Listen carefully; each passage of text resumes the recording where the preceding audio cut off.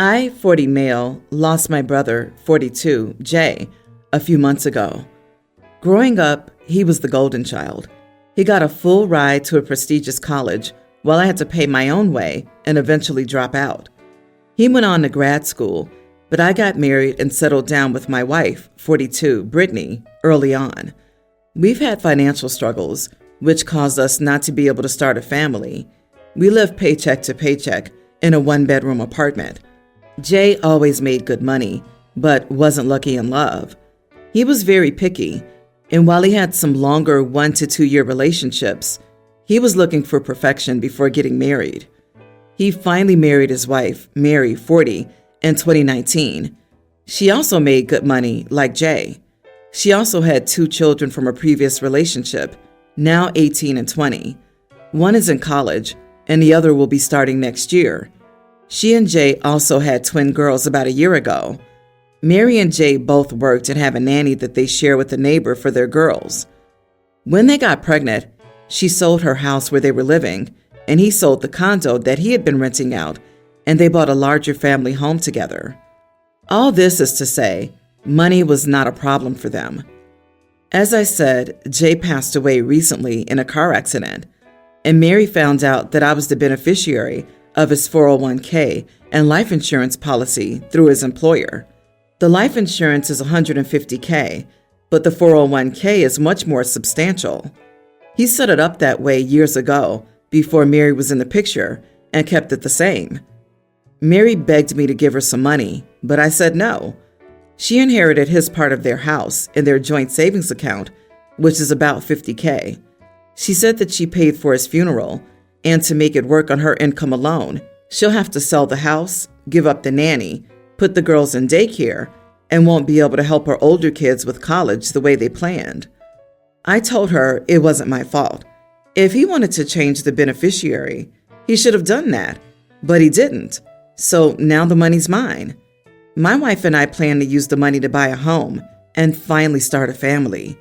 She says her husband's money should go to his children, but she doesn't see that using the money to have my own children is more important.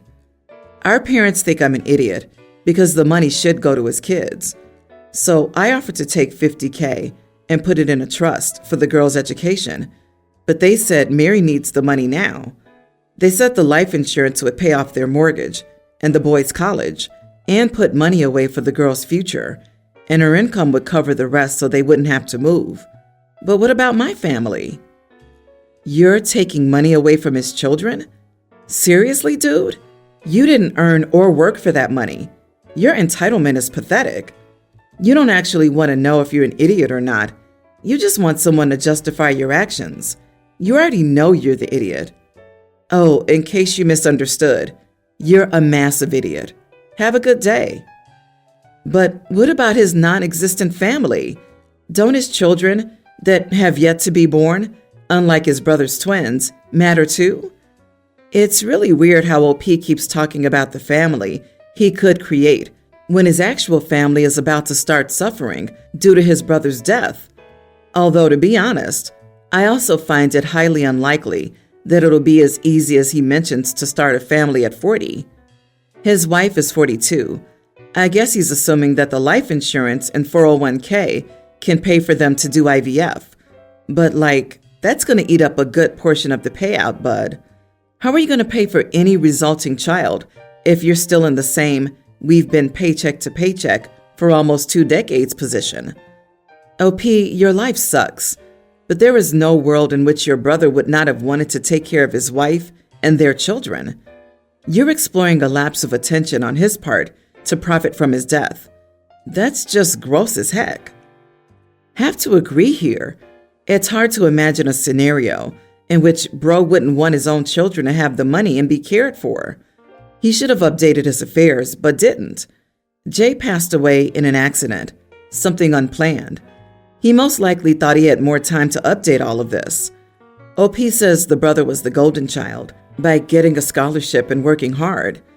It sounds like OP is resentful that his brother worked hard and is now taking it out on his sister-in-law and his baby nieces because someone is bitter with their own life choices. My girlfriend, 27, and I, 26 male, both work. I leave at 6:30, she leaves at 7:30, and we get home by an hour difference. Usually we both need naps after work. However, this last few days, she'll take a nap the entire night into the next morning. She'll get home around 6 and says that she needs a nap. Then I don't hear from her again until the next morning. The first day was whatever, she was tired, but it's been 12 business days in a row. I confronted her about it, and she dismissed it immediately, saying she was just tired. No matter what I ask, is work stressful? Are you feeling okay? She immediately says it's fine and to drop it. For those days, I've been doing all the housework. Before, we would split tasks 50-50, but now it's more like 99-1. Walking our dog, making dinner, cleaning the place, dishes, all that has been me. I wouldn't complain if there was a reason better than she's just sleeping half the time. Friday, she said she was going to take a nap, and I finally snapped and told her no. I'll admit I was aggressive, but I had enough. I said I was sick of her constantly sleeping and leaving me with all the work while she refused to consider anything was wrong. I said it blankly.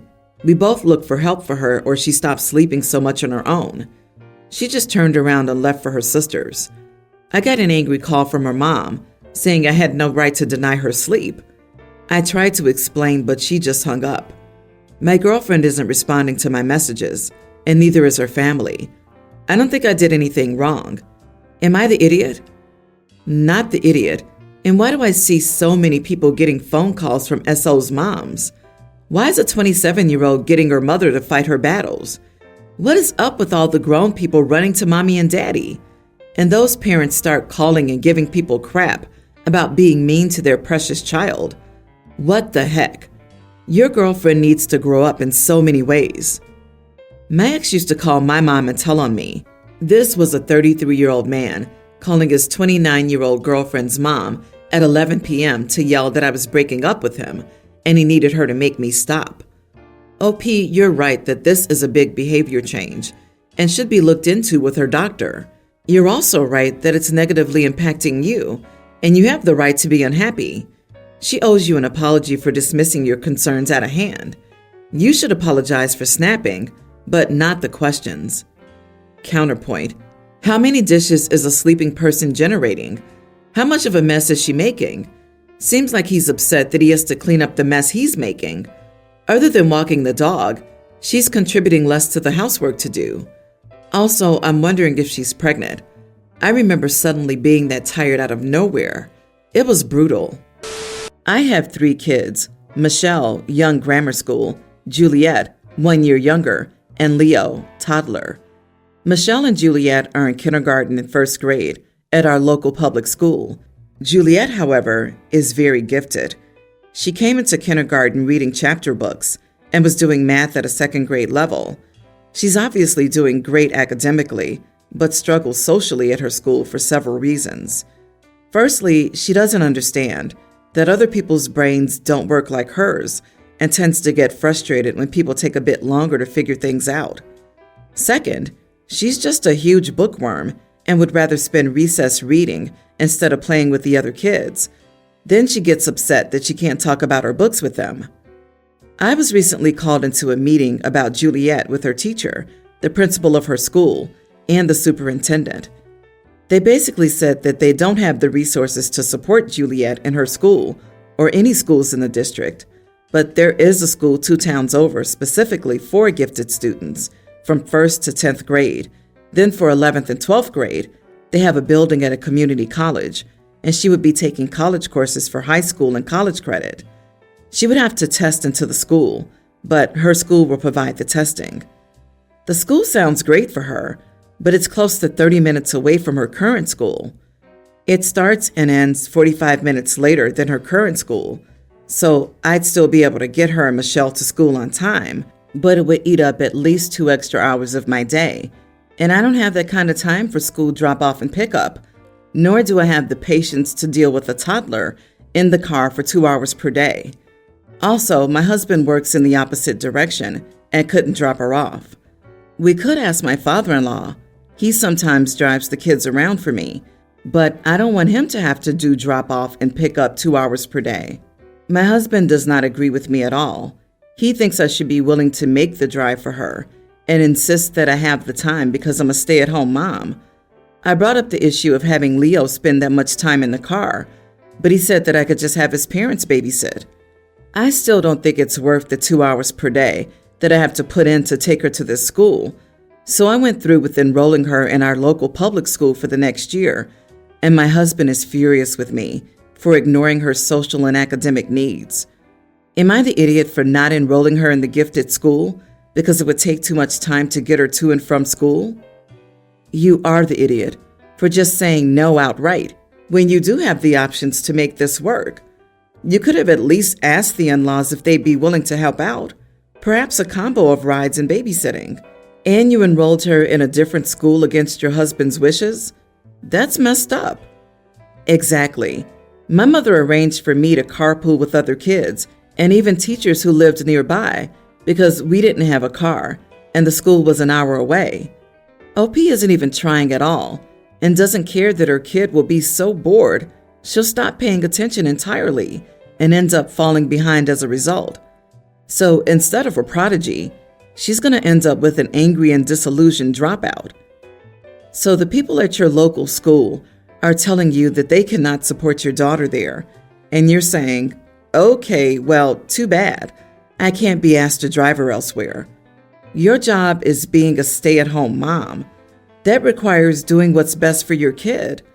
Being gifted is like having special needs. It is not about being better than other kids. It's about needing specialized teaching to thrive at school. Put a gifted kid into a normal class, and they will be bullied and turn into an underachiever. I agree with your husband. You are the idiot. My brother's getting married and asked if my twins, nearly adult male and female, could perform something. My daughter's in the choir and my son's in a band, so they're both musically talented, and they love their uncle to bits. So they were over the moon and began planning something immediately. Well, I got a phone call from my future sister-in-law a couple of days ago. She was talking about how she wants her wedding to be perfect and have a very delicate vibe. In other words, pure and angelic. Then she made a joke about how opposite my twins were. Of course, I laughed because I didn't understand what she was implying. She finally got to the point, though, and asked if my daughter could just do a solo instead of having my son join. I asked her why, and she awkwardly explained that she fit the theme of her wedding better. No offense, of course, your son's great. He's just a bit much. He isn't too pure and innocent either, is he? Don't want to give my parents the wrong impression. I mean, I suppose. He's more into rock and stuff like that. His hair is messy, and he dresses exactly the way you're imagining. But he's not a bad kid. And it's not like he was going to play a crazy rock and roll song at the wedding either. And he wasn't going to show up in baggy ripped jeans.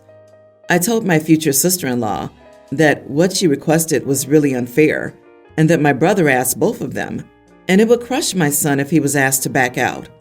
I asked her if she would be willing to tell my son. She said no, that she's not his parent. I just told her that I won't be the one to break my son's heart. She called me a difficult old woman. I'm only 5 years older than her, LOL, who's going to ruin her special day. She yelled at me again about not taking responsibility as his parent before hanging up. Her sister texted me sometime later, saying that my son's a big boy and he'll be fine, but they're not the ones who've been listening to him talk about how excited he is to perform for his uncle, who he sees as his father figure. Am I the idiot? I know that I should be the one to break it to him, but what she's requesting is not fair. She should have at least discussed it with my brother before he put the idea in their heads. Not the idiot. You need to talk to your brother about this ASAP. Let him sort things out with his bride.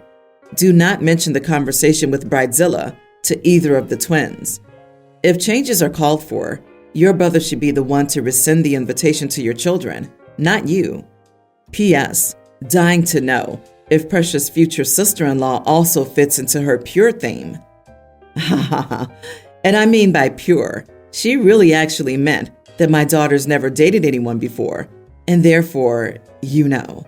I mean, why else would she insist that my daughter's innocent and pure and delicate, etc., while my son is not any of those things at all, and would give her parents, extremely religious people, a bad impression. I mean, it's no secret that he's dated before. He had his first girlfriend in the 6th grade, lol.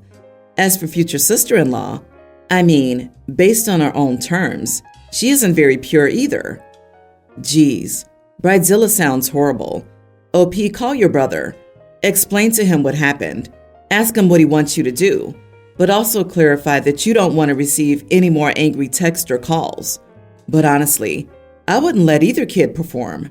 If you let your daughter perform without her brother, it's going to cause a rift, potentially sibling rivalry and jealousy. Your future sister-in-law is willing to damage your husband's relationship with his nephew for a long time and potentially drive a wedge between the twins for the sake of appearances in what? A 5-minute musical performance? She just won the Shallowest Idiot of the Week award.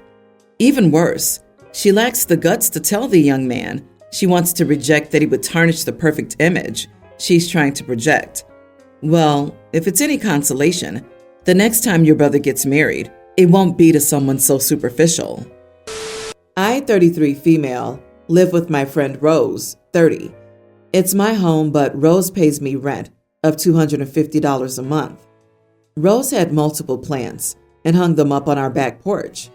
My cat goes out to the back porch as it's screened in, consumes some of the flowers, and gets very sick. One of the plants was a lily, which is toxic to cats. I took her to the vet immediately, and they told me she probably would have died if I hadn't. I kindly asked Rose if she would pay for my cat's vet bills, since her flowers caused this, to which she became super offended and refused, saying it wasn't her fault because she didn't know and that this was an accident. I agreed that it was an accident and that there weren't any hard feelings, but this was still an accident caused by her, and even if we could split the bill. She again refused and said she wouldn't pay a dime. It was an accident and my cat. So I basically told her if she didn't at least split the bill with me, she'd have to find somewhere else to live. This caused a huge argument, and she said that that's completely unfair because she had nowhere to go and that it was an accident. I don't think it's unreasonable. I even agreed to split it. You are the idiot. You're the cat owner. Your responsibility was to verify that any plants your cat had access to were safe. If you had set a rule like, don't bring lilies into the home because they're toxic to cats, and your roommate broke it, that would be different. But you didn't. And the fact that you didn't even do the most basic of research on if the plants on the porch were safe before allowing your cat access to them is serious negligence on your part. Luckily, your cat survived. You don't get to offload that responsibility into your roommate because you don't like dealing with the consequences. On top of that, evicting someone for something like this is extreme, and in some places, illegal. She did nothing wrong, and she certainly didn't break any lease terms. You're simply punishing her for your own negligence. I'm afraid I have to disagree. OP is not the idiot. Making sure every plant is cat safe requires some sort of communication from the roommate saying, hey, I bought a new plant, or hey, I moved my plant to the back porch. We don't know if that's the case. Most people don't ask permission before moving a plant, even if they're the tenant. It seems unreasonable to expect OP to do a routine check on if any new plants have entered a cat-accessible space. I don't know, guys. As a cat owner, for $250 in this economy, if someone said, hey, you can live here, just make sure you're mindful of the cat. This would include plants I brought into the house, foods I left out, etc. In this case, it's the renter's job to fit into the owner's lifestyle, which is to be careful of what they bring in and leave out. If I moved in with someone and brought in plants, I think the onus would be on me not to kill their cat, especially when I only pay $250 for rent.